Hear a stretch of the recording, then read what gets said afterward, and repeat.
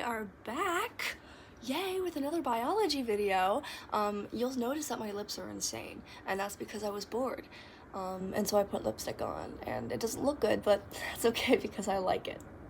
Anyway, because shorts is awful, I have to choose a short topic because I can only film for 3 minutes.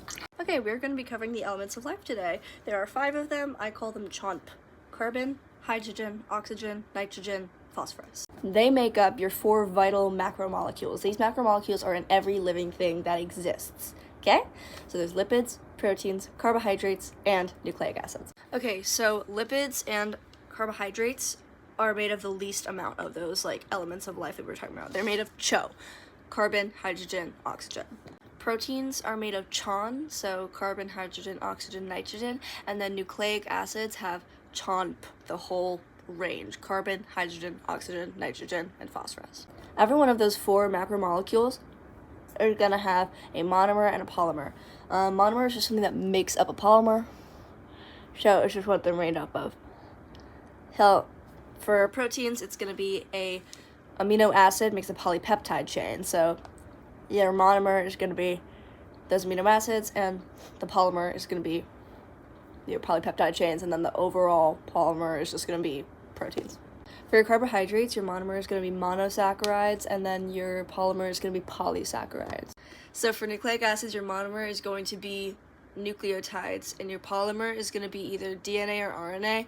Some people consider ATP to be a nucleic acid as well, but for your lipids, they're a little funky, but I would just say glycerides and triglycerides are your monomers, and fats, oils, waxes, those are going to be your polymers. Even though those are triglycerides, it's a little confusing, but your monomers are glycerides, your polymers are triglycerides, which are those fats, oils, waxes, So you need to know how those monomers become polymers, and that's going to be through something called dehydration synthesis. Okay, to explain this, I'm going to use these pretty butterfly stickers I have.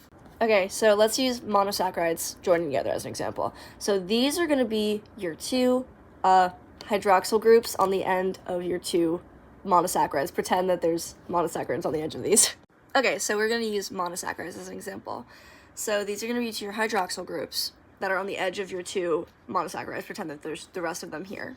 An enzyme is going to bring these 2 together, and these 2 hydrogens will break off and bond with 1 oxygen. And you're going to be left with 1 oxygen that is shared between the 2 monosaccharides and H2O that left. So this piece is now by itself. And that's dehydration because you're losing the water. Then the process of that disaccharide breaking apart is going to be hydrolysis, because that H2O is splitting apart and rejoining the hydroxyl groups on the end of each monosaccharide.